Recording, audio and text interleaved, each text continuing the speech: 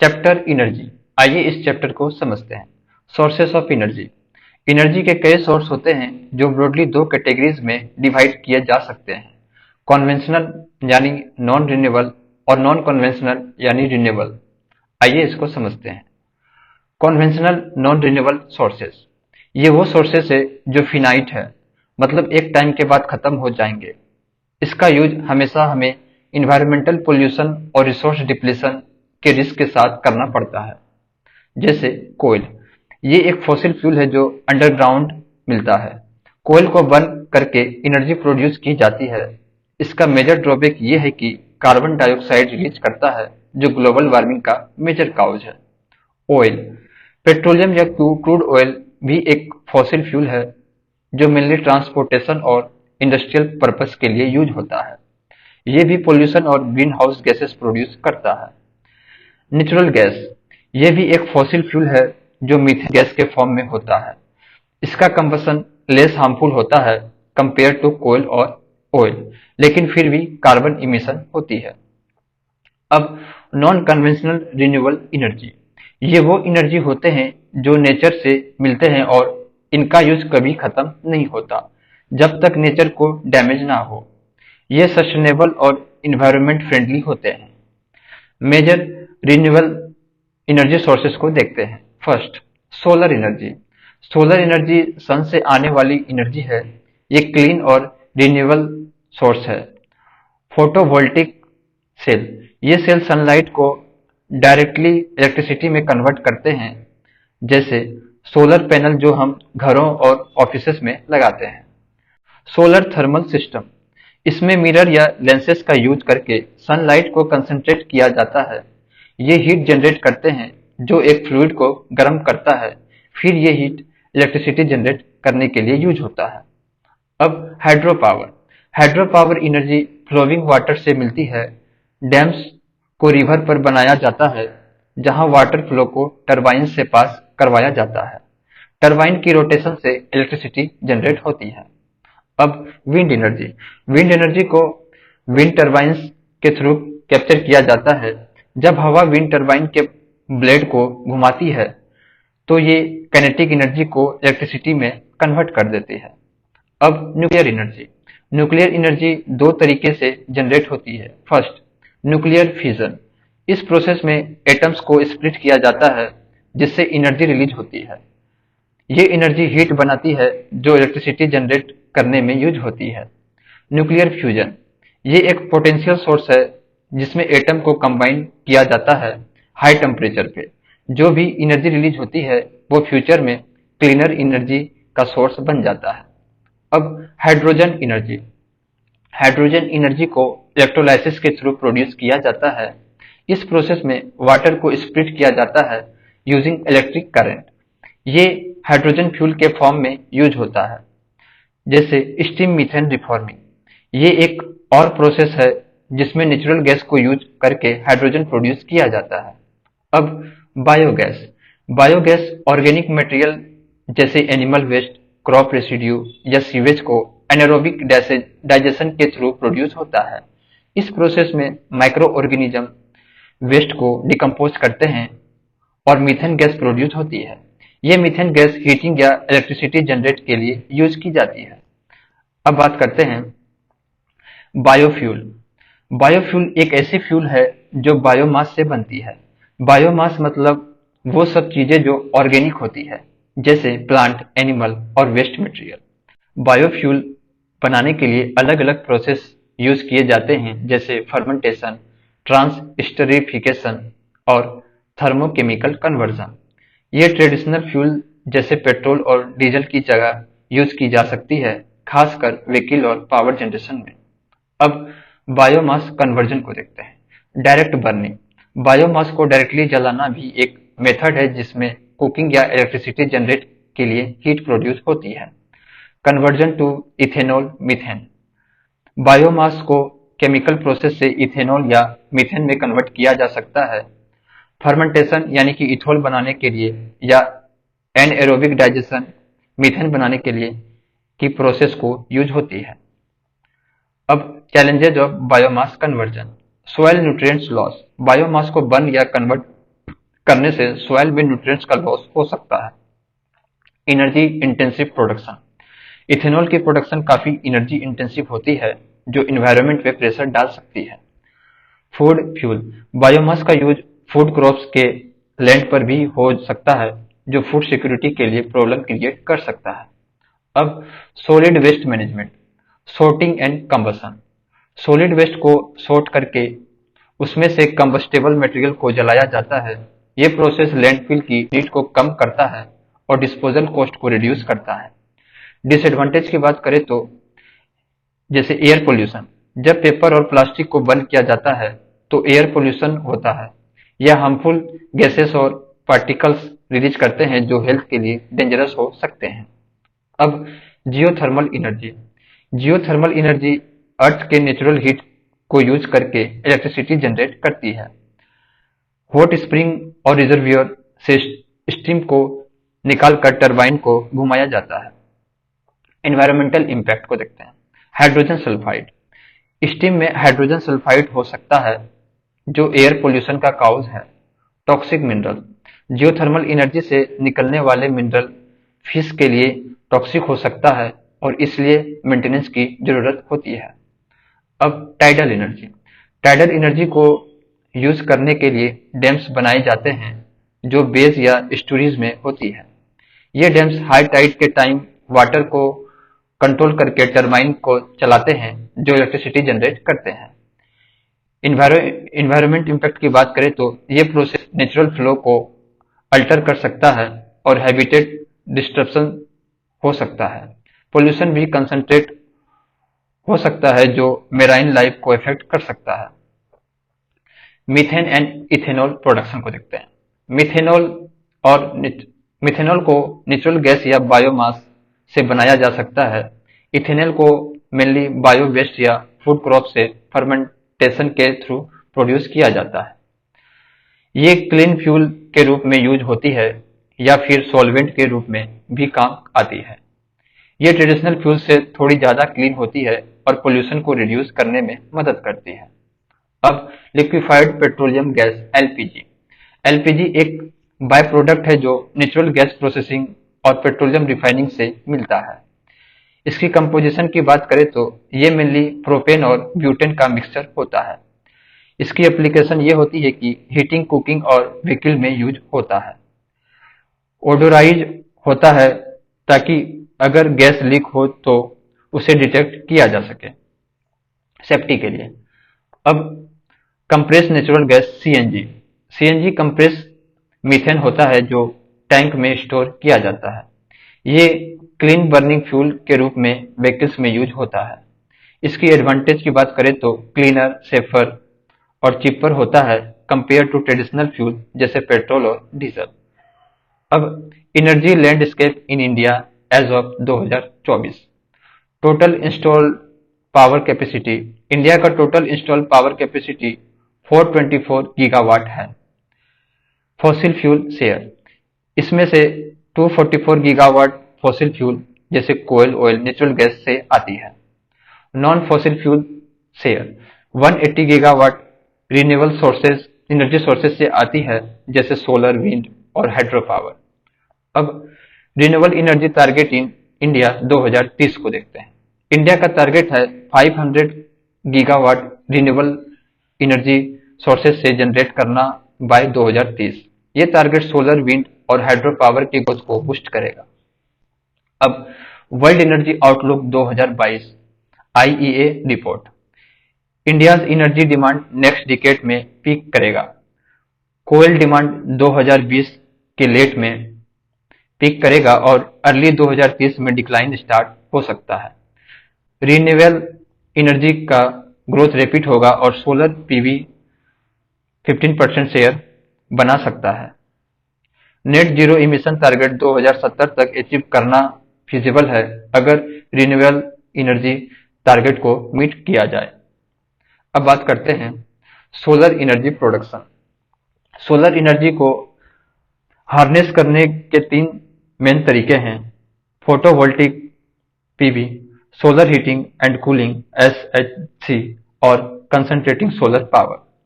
Photovoltaic cell direct conversion. Photovoltaic cell में silicon और semiconductor का यूज होता है जो सनलाइट को डायरेक्ट इलेक्ट्रिकल एनर्जी में कन्वर्ट करता है। यह प्रोसेस फोटो इलेक्ट्रिक इफेक्ट के थ्रू होता है। जब सनलाइट यानी कि फोटोन सिलिकॉन एटम पे पड़ती है तो ये इलेक्ट्रॉन को डिसलॉज कर देती है, जिससे इलेक्ट्रिक करंट जनरेट होता है। इसकी टाइप्स की बात करें तो फोटोवोल्टिक सेल को फोटोवोल्टिक सेल जो डायरेक्ट करंट यानी कि डीसी जनरेट करती है, सोलर थर्मल सिस्टम जो हीट को यूज करके इलेक्ट्रिसिटी जनरेट करती है। अब solar heating and cooling and concentrating solar power को देखते हैं। Solar heating and cooling system में सनलाइट से हीट जनरेट करके स्पेस या वाटर हीटिंग की जाती है। कंसंट्रेटिंग सोलर पावर प्लांट में सनलाइट को कंसंट्रेट करके ट्रेडिशनल एनर्जी जनरेटिंग टरबाइन को चलाया जाता है, जैसे पावागढ़ सोलर पार्क, तामुकुरु, कर्नाटका। ये दुनिया का लार्जेस्ट सोलर पार्क है जो 13,000 एकड़ में स्प्रेड है। अब international solar alliance, solar energy का एफिशिएंट यूज प्रमोट करना और फॉसिल फ्यूल पे डिपेंडेंस कम करना। ये पीएम मोदी के द्वारा प्रपोज की गई थी जो COP21 पेरिस में 2015 में लॉन्च हुई थी। इसका हेडक्वार्टर गुरुग्राम में है। मेंबरशिप की बात करें तो 123 कंट्रीज ट्रॉपिक्स के अंदर है और 92 कंट्रीज में फरवरी 2023 तक रेक्टिफाई किया है। इसकी फंक्शंस को देखते हैं। मोबिलाइज इन्वेस्टमेंट, सोलर फाइनेंस और टेक्नोलॉजीज के लिए फंड इकट्ठा करना। Promote R&D, research and development को इनकरेज करना। कोलेबोरेशन, सोलर टेक्नोलॉजीज के लिए ग्लोबल कोलेबोरेशन बढ़ाना। अब one sun one world one grid को देखते हैं। इंडियाज इनिशिएटिव, ये इनिशिएटिव ग्लोबल लेवल पे रिन्यूएबल एनर्जी को इंटरकनेक्टेड करने के लिए है, जिसमें सोलर एनर्जी का मेजर रोल है। इसके फेजेस को देखते हैं। फेज 1 एशिया की इंटरकनेक्टिविटी, फेज 2 अफ्रीका को ऐड करना, फेज 3 ग्लोबल इंटीग्रेशन। इसकी पर्पज को देखते हैं। ग्लोबल सोलर पोटेंशियल को टैप करना, चाइना बेल्ट और रोड इनिशिएटिव के अगेंस्ट काउंटर स्ट्रेटेजी बनाना। अब पीएम कुसुम स्कीम को देखते हैं। ये scheme 30.8 gigawatt solar capacity add करने के लिए है, जिसमें 34,000 रुपीज करोड़ की सेंट्रल फाइनेंशियल सपोर्ट दी जाएगी। इसका मेन गोल है फार्म सेक्टर को डीजलाइज करना और एनर्जी और वाटर सिक्योरिटी प्रोवाइड करना। इसके कंपोनेंट्स को देखते हैं। Component A 10,000 megawatt decentralize grid connected solar power plant install करना, जिसमें हर प्लांट की कैपेसिटी 2 मेगावाट तक हो। Component B 20 lakh standalone solar powered agriculture pump setup करना। Component C 15 lakh existing grid connected agriculture pumps को सोलराइज करना। अब national wind solar hybrid policy को देखते हैं। ये पॉलिसी का मेन एम है विंड और सोलर एनर्जी को कंबाइन करके एक हाइब्रिड सिस्टम बनाना, जिससे लैंड और ट्रांसमिशन का एफिशिएंट यूज हो सके। क्राइटेरिया की बात करें तो हाइब्रिड सिस्टम तभी रिकॉग्नाइज होता है जब एक रिसोर्स यानी कि विंड या सोलर दूसरे रिसोर्सेस के 25% कैपेसिटी के बराबर हो। अब बात करते हैं wind energy in India. Wind energy एक रिन्यूएबल एनर्जी सोर्स है जो हवा की काइनेटिक एनर्जी को इलेक्ट्रिसिटी में कन्वर्ट करता है। इंडिया में विंड एनर्जी का पोटेंशियल काफी बड़ा है, लेकिन इसके साथ कुछ चैलेंजेस भी हैं। Current status of wind energy in India को देखते हैं। इंस्टॉल्ड कैपेसिटी, नवंबर 2023 तक इंडिया की विंड एनर्जी कैपेसिटी 44.5 गीगावाट है और कंट्री का टारगेट है 140 गीगावाट तक पहुंचाना 2030 तक। मेजर कंट्रीब्यूटर है इसमें तमिलनाडु 25% विंड एनर्जी कंट्रीब्यूशन करते हैं, गुजरात 24% विंड एनर्जी कंट्रीब्यूशन करते हैं। Major wind farms in India, Muppandal wind farm Kanyakumari district Tamil Nadu 1.5 gigawatt capacity है इनकी। Jaisalmer wind park Rajasthan 1.06 gigawatt capacity है इनका। अब बात करते हैं analysis of wind energy with respect to solar power, tariffs comparison. विंड और सोलर पावर की टेरिफ्स सिमिलर है, लेकिन लॉन्ग टर्म में विंड एनर्जी की कॉम्पिटिटिवनेस थोड़ी कम हो सकती है। चैलेंजेस को देखते हैं। Wind park development, wind park का डेवलपमेंट कम हो रहा है और वेरिएबिलिटी यानी कि विंड का अनप्रेडिक्टेबल नेचर भी एक चैलेंजिंग है। पीक जनरेशन, विंड एनर्जी का पीक जनरेशन इवनिंग टाइम पे होता है, जो पीक डिमांड टाइम के साथ मैच करता है। कॉम्प्लीमेंट्री जनरेशन, विंड एनर्जी का highest generation period June to October in Tamil Nadu monsoon के टाइम पर सोलर एनर्जी की स्लो जनरेशन को कंप्लीमेंट करता है। Local manufacturing, wind energy sector local manufacturing को सपोर्ट करता है, जिससे इंपोर्ट पे डिपेंडेंसी कम होती है। अब offshore wind energy, global growth, 2019 में global offshore wind energy capacity 29.2 gigawatt थी, जो 2020 में 35.3 गीगावाट हो गई। लीडिंग नेशन 2020 को देखते हैं। यूके 10 गीगावाट, चाइना 9.9 गीगावाट, जनवरी 7.7 gigawatt, Netherlands 2.6 gigawatt, Belgium 2.2 gigawatt.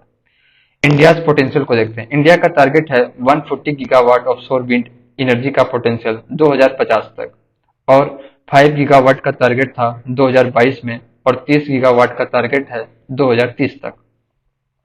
अब offshore offshore and onshore wind power. Onshore potential, India में ऑनशोर विंड एनर्जी का पोटेंशियल 300 गीगावाट तक है, लेकिन लैंड एक्विजिशन इशू की वजह से प्रोजेक्ट में रुकावट है। Offshore wind energy less intermittent, offshore wind energy ज्यादा रिलायबल होती है, क्योंकि सी पे हवा ज्यादा स्मूथ और फास्ट होती है, जिससे हाइयर यूटिलाइजेशन मिलता है। Cost, offshore wind energy onshore से 2 to 3 टाइम्स महंगा होता है, इसलिए इसकी विएबिलिटी अनसर्टन है। चैलेंजेस की बात करें तो ऑफशोर विंड एनर्जी को इम्प्लीमेंट करने में चैलेंजेस हैं, जैसे ट्रांसपोर्टेशन, सबसी केबलिंग, टरबाइन फाउंडेशन, लॉजिस्टिक और कोस्टल सिक्योरिटी। अब विंड पावर चैलेंजेस को देखते हैं। एनवायरमेंटल इशू, विंड टरबाइन का इम्पैक्ट वाइल्ड लाइफ पे होता है, खासकर बर्ड और बैट पे। इसके अलावा कुछ लोगों का कहना है कि विंड टरबाइन से ह्यूमन हेल्थ पे भी नेगेटिव इम्पैक्ट होता है। अब रिपावरिंग ऑफ विंड टरबाइन्स, रिपावरिंग का मतलब है पुरानी विंड टरबाइन को रिप्लेस या रिट्रोफिट करना, ताकि उसको ज्यादा इफिशिएंट बनाया जा सके। इंडिया ने 2016 में रिपावरिंग पॉलिसी इंट्रोड्यूस की थी, लेकिन हाई कॉस्ट की वजह से इसकी एडॉप्टेशन कम हो रही है। अब बात करते हैं बायोफ्यूल। बायोफ्यूल वो फ्यूल है जो ऑर्गेनिक मैटर से बनते हैं, यानी वो मटेरियल जो लिविंग या वंस लिविंग होते हैं। ये फ्यूल नेचुरल सोर्सेस से प्रोड्यूस किया जाता है, और ये एक अल्टरनेटिव है कन्वेंशनल फ्यूल जैसे कोयल और ऑयल के लिए। इनको एक शॉर्ट पीरियड में प्रोड्यूस किया जा सकता है, जो उन्हें सस्टेनेबल और इको फ्रेंडली बनाता है। टाइप्स ऑफ बायोफ्यूल को देखते हैं। सॉलिड बायोफ्यूल, ये वुड, मैन्यूर या किसी ऑर्गेनिक मटेरियल से बनते हैं जो डायरेक्टली बर्न किए जाते हैं। लिक्विड बायोफ्यूल, जैसे बायो इथेनॉल और बायोडीजल, जो फूड क्रॉप्स या नॉन फूड क्रॉप से बनते हैं। गैसियस बायोफ्यूल, जैसे बायोगैस, जो ऑर्गेनिक वेस्ट जैसे एनिमल वेस्ट या क्रॉप रेसिड्यू से बनते हैं। अब इन्वायरमेंटल इम्पैक्ट को देखते हैं। Less CO2 emission, biofuel conventional fuel के कंपैरिजन में कम CO2 इमिट करते हैं, जो एनवायरनमेंट के लिए अच्छा है। ट्रांसपोर्ट सेक्टर, बायोफ्यूल का यूज ट्रांसपोर्ट सेक्टर में इमिशन को कम करने के लिए किया जा रहा है। ये अब तक ग्लोबल रोड ट्रांसपोर्ट फ्यूल का लगभग 3% है। अब जनरेशन ऑफ बायोफ्यूल को देखते हैं। बायोफ्यूल को अलग अलग जनरेशन में डिवाइड किया गया है, जैसे फर्स्ट जनरेशन बायोफ्यूल सोर्सेस है। ये बायोफ्यूल डायरेक्टली फूड क्रॉप से बनते हैं, जैसे व्हीट और शुगर। इश्यूज की बात करें तो नेगेटिव नेट एनर्जी गेन, ये एनर्जी प्रोड्यूस करते हैं, लेकिन एनर्जी इनपुट ज्यादा होता है। फ्यूल वर्सेस फूड कंट्रोवर्सी, जब फूड क्रॉप्स को बायोफ्यूल के लिए यूज किया जाता है, तो फूड की प्राइस बढ़ जाती है, जिससे फूड सिक्योरिटी पे इम्पैक्ट पड़ता है। सेकेंड जनरेशन बायोफ्यूल, इसके सोर्स की बात करें तो ये नॉन फूड क्रॉप्स जैसे जेट्रोफा, अलगी से बनता है। इसका एडवांटेज है कॉस्ट कम्पिटिवनेस। ये पहले पहले जनरेशन के बायोफ्यूल से ज्यादा कॉस्ट इफेक्टिव है। ये ज्यादा एनर्जी प्रोड्यूस करते हैं और फूड क्रॉप्स पे डिपेंडेंसी कम करते हैं। अब थर्ड जनरेशन बायोफ्यूल, इसके सोर्स हैं ये इंजीनियर्ड एनर्जी क्रॉप जैसे अलगी से बनते हैं। ये high energy renewable feed stock provide करते हैं। ये कार्बन न्यूट्रल होते हैं, यानी इनके प्रोडक्शन से CO2 इमिशन नहीं बढ़ते। फोर्थ जनरेशन बायोफ्यूल, ये सस्टेनेबल एनर्जी और CO2 कैप्चर पर फोकस करते हैं। बायोमास मटेरियल जो CO2 को एब्जॉर्ब करता है जब वो ग्रो करते हैं, उनसे ये बायोफ्यूल प्रोड्यूस किए जाते हैं, जो इन्वायरमेंट के लिए बेनिफिशियल है। अब national policy on biofuel 2018, India की नेशनल पॉलिसी ऑन बायोफ्यूल 2018 का मेन फोकस बायोफ्यूल्स के यूज को प्रमोट करना और एनर्जी सिक्योरिटी को इन्हांस करना है। Blending target, ethanol blending, India का टारगेट है कि 2030 तक पेट्रोल में 20% इथेनॉल ब्लेंड हो। अभी तक पेट्रोल में सिर्फ 2% इथेनॉल है। बायोडीजल ब्लेंडिंग, डीजल में 5% बायोडीजल ब्लेंड करने का टारगेट है। अभी ये 0.1% से भी कम है। Categorization of biofuel, basic biofuel, first generation bioethanol और बायोडीजल है ये। एडवांस बायोफ्यूल सेकेंड और थर्ड जनरेशन, जैसे second generation ethanol, bio CNG, third generation biofuel etcetera इसमें आते हैं। अब एक्सपेंडेड रॉ मटेरियल, अब बायोफ्यूल बनाने के लिए sugarcane juice, starch containing material, damage food grains और सरप्लस फूड ग्रेन्स को भी यूज किया जा सकता है, लेकिन अप्रूवल के साथ। इथेनॉल ब्लेंडेड पेट्रोल प्रोग्राम को देखते हैं। ये प्रोग्राम 20% इथेनॉल ब्लेंडिंग का टारगेट रखता है पेट्रोल में। रिवाइज टारगेट ये है कि 2025 तक E20 यानी कि 20% इथेनॉल टारगेट है और अप्रैल 2023 से फेज रोल आउट शुरू हो गया है। अब बात करते हैं इम्पोर्टेंट बायोफ्यूल्स को, जैसे बायोइथेनॉल। इसका सोर्स बायोइथेनॉल को स्टार्च और शुगर क्रॉप से बनाया जाता है। ये एक क्लियर और कलरलेस लिक्विड होता है जो बायोडिग्रेडेबल है, मतलब ये इन्वायरमेंट को हार्म नहीं करता। इसकी यूज की बात करें तो ये फ्यूल मिक्सचर में ऑक्सीजनेशन के लिए यूज होता है, जो इमिशन को रिड्यूस करने में मदद करता है। इसका यूज पेट्रोल में भी किया जाता है ताकि फ्यूल की क्वालिटी इंप्रूव हो और पोल्यूशन कम हो। बायोइथेनॉल का यूज इमिशन को रिड्यूस करने में होता है और ये इन्वायरमेंट फ्रेंडली होता है। बायोडीजल को वेजिटेबल ऑयल, प्लांट ऑयल या एनिमल ऑयल से बनाया जाता है। ये डीजल इंजन में यूज होता है। बायोडीजल को फॉसिल फ्यूल के साथ ब्लेंड किया जाता है, जैसे B2 यानी कि 2% बायोडीजल और 98% डीजल, B5 यानी कि 5% बायोडीजल और 95% डीजल, या B100 मतलब प्योर बायोडीजल। एडवांटेज की बात करें तो लुब्रिकेटिंग प्रॉपर्टी, बायोडीजल में लुब्रिकेशन होता है जो इंजन को स्मूथ चलने में मदद करता है। ये कन्वेंशनल डीजल के कंपैरिजन में कम टॉक्सिक होता है, जो हेल्थ के लिए बेनिफिशियल है। ये बायोडिग्रेडेबल होता है, मतलब अगर ये इन्वायरमेंट में चला जाए तो नेचुरली ब्रेक डाउन हो जाते हैं और पोल्यूशन नहीं होता।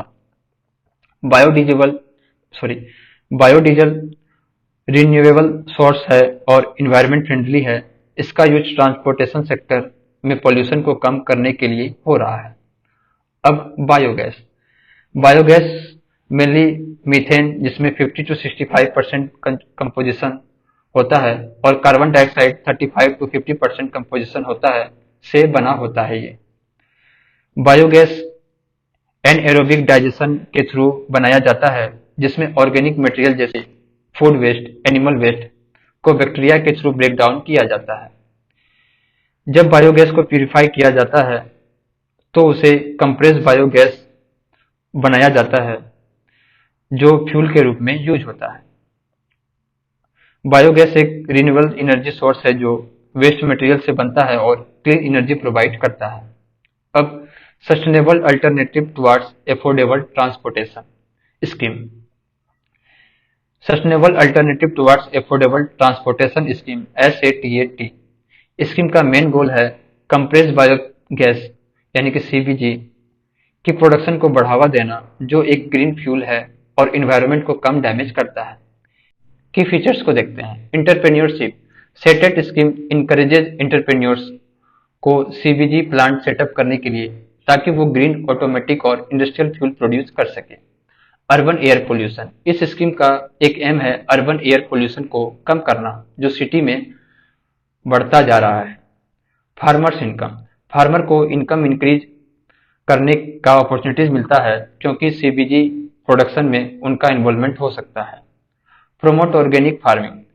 सेटेट स्कीम ऑर्गेनिक फार्मिंग को भी प्रमोट करती है क्योंकि बायोगैस और CBG का प्रोडक्शन ऑर्गेनिक वेस्ट से होता है। अब बात करते हैं hydrogen. Hydrogen as a fuel. Hydrogen एक बहुत प्रोमिसिंग फ्यूल है जो क्लीन एनर्जी का फ्यूचर हो सकता है। आज हम हाइड्रोजन के बारे में समझेंगे, इसके प्रॉपर्टी टाइप्स और इंडिया में इसके स्टेटस को देखते हैं। Hydrogen as a clean fuel. Zero emission. Hydrogen का सबसे बड़ा एडवांटेज ये है कि जीरो इमिशन फ्यूल है। इसका यूज करने से सिर्फ वाटर वेपर यानी कि पानी की भाप प्रोड्यूस होती है जो इन्वायरमेंट को बिल्कुल हार्म नहीं करता। Hydrogen economy vision. वर्ल्ड का विजन ये है कि हाइड्रोजन को एक लो कार्बन एनर्जी सोर्स के रूप में यूज किया जाए। इससे इंडस्ट्रीज जैसे स्टील, सीमेंट और ट्रांसपोर्टेशन को डिकार्बोनाइज किया जा सकता है, मतलब उनका कार्बन फुटप्रिंट कम किया जा सकता है। हाइड्रोजन एक क्लीन फ्यूल है जिसमें इमिशन बिल्कुल नहीं है, सिर्फ वाटर वेपर प्रोड्यूस होता है। अब प्रॉपर्टीज ऑफ हाइड्रोजन को देखते हैं। हाइड्रोजन यूनिवर्स में सबसे एबंडेंट केमिकल सब्सटेंस है, मतलब ये हर जगह मिलता है। कैरेक्टरिस्टिक्स की बात करें तो नॉन टॉक्सिक, ये बिल्कुल टॉक्सिक नहीं होता। ऑर्डरलेस, टेस्टलेस, कलरलेस, इसका कोई स्मेल, टेस्ट या कलर नहीं होता। हाईली कंबस्टिबल, ये बहुत जल्दी जलने वाले गैस हैं जो एनर्जी रिलीज करते हैं। Energy career. हाइड्रोजन अपने आप में एनर्जी सोर्स नहीं है बल्कि ये एक एनर्जी कैरियर है। इसका मतलब है कि हाइड्रोजन को प्रोड्यूस करना पड़ता है जैसे इलेक्ट्रोलाइसिस के थ्रू, जिसमें वाटर को हाइड्रोजन और ऑक्सीजन में डिवाइड किया जाता है। अब potential of hydrogen, abundance and efficiency. Hydrogen renewable है और ये नॉन पोल्यूटिंग फ्यूल है जो सिर्फ वाटर वेपर प्रोड्यूस करता है। ये डीजल या गैस के कंपैरिजन में ज्यादा फ्यूल एफिशिएंट है। चैलेंजेस ऑफ हाइड्रोजन को देखते हैं। Production challenges. हाइड्रोजन को प्रोड्यूस करना थोड़ा मुश्किल है। उसके लिए इलेक्ट्रोलाइसिस जैसे प्रोसेस यूज होता है जो एनर्जी इंटेंसिव है। इसका मतलब है कि हाइड्रोजन प्रोडक्शन में हाई कार्बन फुटप्रिंट हो सकता है। Transportation and storage. हाइड्रोजन को स्टोर और ट्रांसपोर्ट करना भी चैलेंजिंग है क्योंकि यह हाईली रिएक्टिव है और प्रेशराइज टैंक में स्टोर करना पड़ता है। Economic challenges. हाइड्रोजन के प्रोडक्शन के लिए इलेक्ट्रोलाइसिस की कॉस्ट हाई है और क्रिटिकल मिनरल्स जैसे प्लेटिनम की एसेस भी एक चैलेंज है। अब बात करते हैं टाइप्स ऑफ हाइड्रोजन। हाइड्रोजन को अलग अलग टाइप्स में क्लासिफाई किया जाता है डिपेंडिंग ऑन किस मेथड से ये प्रोड्यूस होता है। जैसे ब्राउन हाइड्रोजन, ये कोयल से बनता है बिना कार्बन सेक्वेस्ट्रेशन के, जो इन्वायरमेंट के लिए हार्मफुल है। ग्रे हाइड्रोजन, ये नेचुरल गैस या फॉसिल फ्यूल से बनता है बिना कार्बन सेक्वेस्ट्रेशन के, जो CO2 इमिशन प्रोड्यूस करता है। ब्लू हाइड्रोजन, ये भी नेचुरल गैस या फॉसिल फ्यूल से बनता है लेकिन इसमें कार्बन सेक्वेस्ट्रेशन होती है जिसमें CO2 को कैप्चर किया जाता है और रिलीज नहीं होने दिया जाता। ग्रीन हाइड्रोजन, ये रिन्यूएबल एनर्जी से बनता है बिना कार्बन सिक्वेस्ट्रेशन के और ये सबसे क्लीन और सस्टेनेबल फॉर्म है। अब current status of hydrogen in India को देखते हैं। Production and uses. इंडिया में हाइड्रोजन का मेजॉरिटी प्रोडक्शन मीथेन रिफॉर्मिंग के थ्रू होता है जो CO2 इमिशन प्रोड्यूस करता है। अभी तक national hydrogen energy road map 2006 में एडॉप्ट किया गया था और national hydrogen energy mission 2021-22 union budget में अनाउंस किया गया था। Hydrogen blended natural gas. India का प्लान है कि 15% ग्रीन हाइड्रोजन को पाइप नेचुरल गैस में ब्लेंड किया जाए, जो एनर्जी ट्रांजिशन में मदद करेगा। Efficiency ranking. अगर हम एनर्जी इफिशियंसी देखें तो इलेक्ट्रिक व्हीकल सबसे इफिशियंट है, उसके बाद हाइड्रोजन व्हीकल्स, फिर डीजल व्हीकल्स और सबसे कम इफिशियंट पेट्रोल व्हीकल्स है। अब बात करते हैं national green hydrogen mission. India ने 2023 में national green hydrogen mission launch किया है। इसका मेन गोल है इंडिया को एनर्जी इंडिपेंडेंट बनना और ग्रीन हाइड्रोजन हब बनाने का। यह मिशन ग्रीन हाइड्रोजन की डिमांड क्रिएशन, प्रोडक्शन और एक्सपोर्ट को प्रमोट करेगा। इसके फीचर्स को देखते हैं। Green hydrogen production target. India का टारगेट है 2030 तक हर साल 5 million metric ton green hydrogen produce करें। SIGHT programme. इस प्रोग्राम के थ्रू इलेक्ट्रोलाइजर जो हाइड्रोजन प्रोडक्शन में यूज होता है, उसकी मैन्युफैक्चरिंग को इंसेंटिवाइज किया जाए और ग्रीन हाइड्रोजन प्रोडक्शन को भी सपोर्ट मिलेगा। अब हाइड्रोजन फ्यूल सेल को देखते हैं। Fuel cell operation. Hydrogen fuel cell एक ऐसा डिवाइस है जो हाइड्रोजन या किसी और फ्यूल की केमिकल एनर्जी को यूज करके इलेक्ट्रिसिटी प्रोड्यूस करता है। अगर हाइड्रोजन फ्यूल के रूप में यूज होता है तो सिर्फ इलेक्ट्रिसिटी, वाटर और हीट की बाय प्रोडक्ट होती है। कंपोनेंट। फ्यूल सेल में एनोड, कैथोड और इलेक्ट्रोलाइट्स कंपोनेंट होते हैं जो एनर्जी को इफिशिएंटली कन्वर्ट करते हैं। अब एडवांटेजेस को देखते हैं। Hydrogen fuel cell thermal power plant के कंपैरिजन में ज़्यादा एफिशिएंट होते हैं क्योंकि इनमें एनर्जी लॉस कम होता है। चैलेंजेस की बात करें तो इनकी प्रोडक्शन कॉस्ट हाई होती है क्योंकि प्लेटिनम या पैलेडियम जैसे कॉस्टली कैटेलिस्ट की जरूरत होती है। अब स्मार्ट ग्रिड। स्मार्ट ग्रिड एक डिवाइस सिस्टम है जो डिजिटल टेक्नोलॉजी का यूज करके टू वे कम्युनिकेशन इनेबल करता है बिटवीन यूटिलिटीज और कंज्यूमर। इसका मेन गोल है इलेक्ट्रिसिटी सप्लाई को एफिशिएंट और रिलायबल बनाना। इसके कंपोनेंट को देखते हैं। Control, computer, automation. Smart grid में ये सब कंपोनेंट होते हैं जो इलेक्ट्रिसिटी डिमांड को मॉनिटर करते हैं और उसके अकॉर्डिंगली सप्लाई एडजस्ट करते हैं। Response to changing demand. Smart grid digitally respond करते हैं, मतलब जब डिमांड बढ़ता है या कम होता है तो सिस्टम अपने आप एडजस्ट हो जाता है। अब नेशनल स्मार्ट ग्रिड मिशन को देखते हैं। Launch in 2015। National smart grid mission का एम है स्मार्ट ग्रिड सिस्टम को इम्प्लीमेंट करना और मॉनिटर करना। स्मार्ट ग्रिड से इलेक्ट्रिसिटी ट्रांसमिशन ज़्यादा एफिशिएंट होता है, डिस्टरबेंस के बाद जल्दी रिकवर होती है और पीक डिमांड रिड्यूस होता है। इससे रिन्यूएबल एनर्जी सिस्टम को भी ज़्यादा इंटीग्रेट किया जा सकता है। अब बात करते हैं critical minerals in green transition. Demand for critical minerals. जब हम ग्रीन ट्रांजिशन की बात करते हैं तो हमारे पास कुछ स्पेसिफिक क्रिटिकल मिनरल्स की जरूरत होती है जो ग्रीन टेक्नोलॉजी जैसे solar PV plant, wind farms और इलेक्ट्रिक व्हीकल्स में यूज होते हैं। ये मिनरल्स हैं cobalt, copper, lithium, nickel, rare earth element. ये मिनरल्स बैटरीज और एनर्जी स्टोरेज सिस्टम के लिए एसेंशियल है, जैसे कि लिथियम, निकल और कोबाल्ट बैटरी की परफॉर्मेंस, लॉन्गेविटी और एनर्जी डेंसिटी को इम्प्रूव करते हैं। अब सिग्निफिकेंस ऑफ मिनरल को देखते हैं। लिथियम, ये बैटरी की एनर्जी डेंसिटी को इंक्रीज करता है, मतलब बैटरी ज़्यादा पावर स्टोर कर सकती है। निकेल, ये बैटरी को लॉन्गर लाइफ और इफिशियंसी देता है। कोबाल्ट, ये बैटरी को स्टेबल और सेफ बनाता है। मैग्नीज और ग्रेफाइट, ये भी बैटरी की परफॉर्मेंस को इम्प्रूव करता है। रेयर अर्थ एलिमेंट, ये मिनरल भी रिन्यूएबल एनर्जी टेक्नोलॉजी में यूज होता है, जैसे विंड टर्बाइन और इलेक्ट्रिक व्हीकल्स के मोटर में। अब सप्लाई चेन चैलेंजेस को देखते हैं। ये मिनरल दुनिया के कुछ स्पेसिफिक रीजन में ही मिलते हैं, जैसे कोबाल्ट कॉन्गो, लिथियम चिली और अर्जेंटीना में ज़्यादा होता है।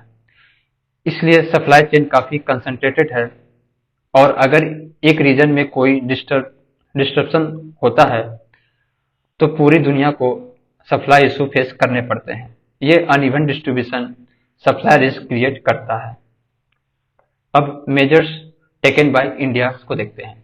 Geological survey discovery. इंडिया ने जियोलॉजिकल सर्वे ऑफ इंडिया के थ्रू जम्मू एंड कश्मीर में 5.9 million ton lithium deposit discover किया है। ये इंडिया का पहला लिथियम डिस्कवरी है जो हमें अपनी मिनरल सिक्योरिटी को स्ट्रेंथन करने में मदद करेगा। लिथियम का डिस्कवरी इंडिया के लिए एक सिग्निफिकेंट स्टेप है क्योंकि यह मिनरल इलेक्ट्रिक व्हीकल्स और एनर्जी स्टोरेज सिस्टम के लिए एसेंशियल है। अब काबिल फॉर मिनरल। इंडिया ने खनिज विदेश इंडिया एलटीडी यानी कि काबिल बनाया है जो NaLCO HCl और MECL के कोलैबोरेशन से बनाया गया है। इसका मेन गोल है मिनरल सिक्योरिटी इंश्योर करना ताकि इंडिया को क्रिटिकल मिनरल्स की सप्लाई कंसिस्टेंटली मिले। काबिल का एम है कि लिथियम और कोबाल्ट जैसे मिनरल की सप्लाई इंडिया के डोमेस्टिक मार्केट को हो। काबिल का काम है आइडेंटिफिकेशन, एक्सप्लोरेशन, डेवलपमेंट, माइनिंग और processing of strategic mineral overseas. ये मिनरल्स कमर्शियल यूज के लिए इंपोर्ट किए जाएंगे। काबिल इंडिया के लिए मिनरल सिक्योरिटी इंश्योर करने का काम करेगा ताकि हम अपनी ग्रीन एनर्जी नीड को फुलफिल कर सकें। अब Indian renewable energy development agency IREDA एक मिनी रत्न पब्लिक सेक्टर कंपनी है जो ministry of new and renewable energy के अंदर काम करती है। ये एजेंसी 1987 में एस्टेब्लिश की गई थी और इसका मेन गोल है रिन्यूएबल एनर्जी और एनर्जी एफिशिएंसी प्रोजेक्ट को प्रमोट और डेवलप करना।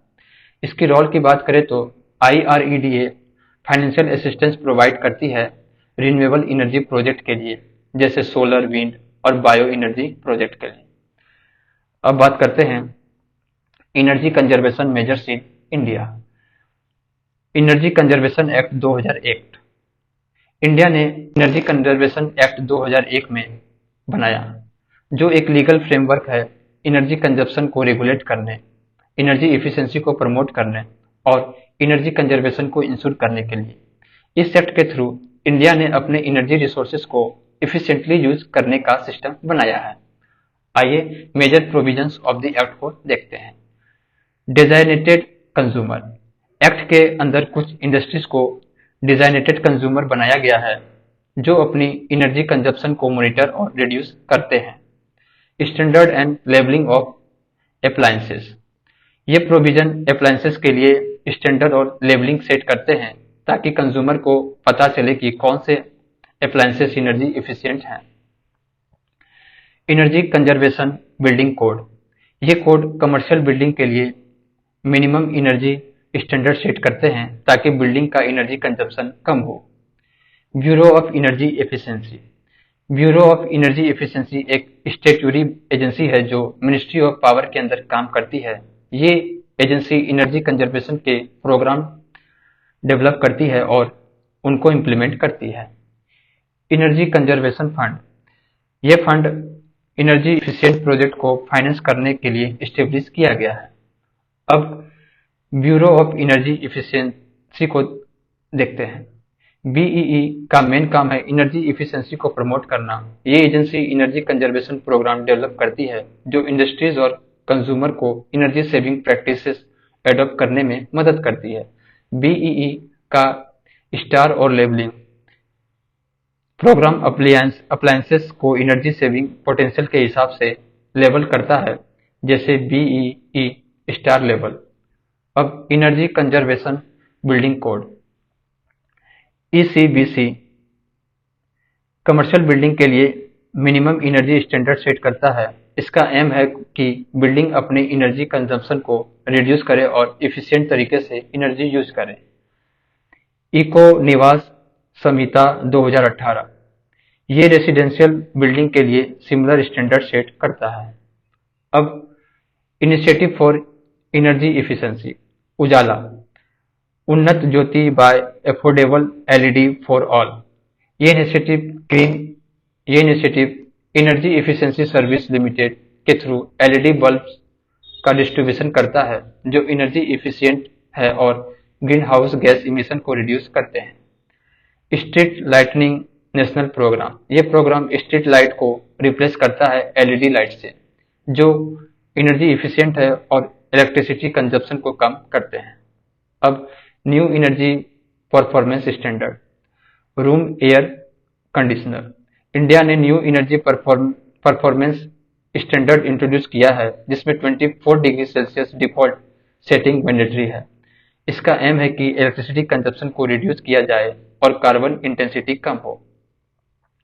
Indian seasonal energy efficiency ratio, ये स्टैंडर्ड एसी की एफिशिएंसी को मेजर करता है लेकिन सीजन वाइज टेम्परेचर वेरिएशन को भी ध्यान में रखता है।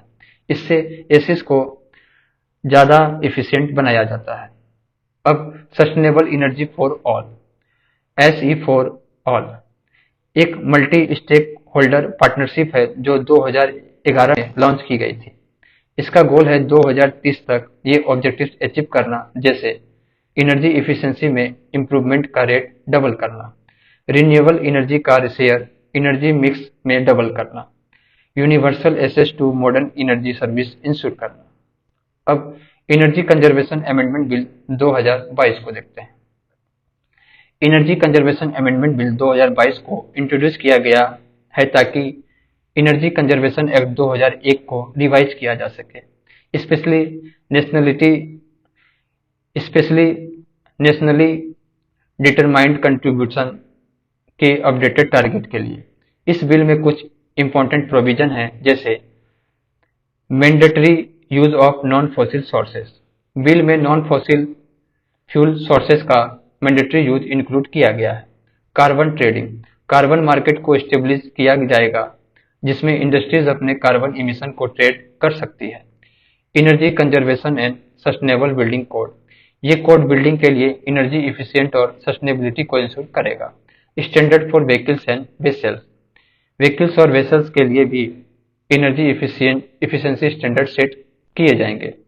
Strengthening BEE, bureau of energy efficiency की कंपोजिशन को स्ट्रेंथन किया जाएगा।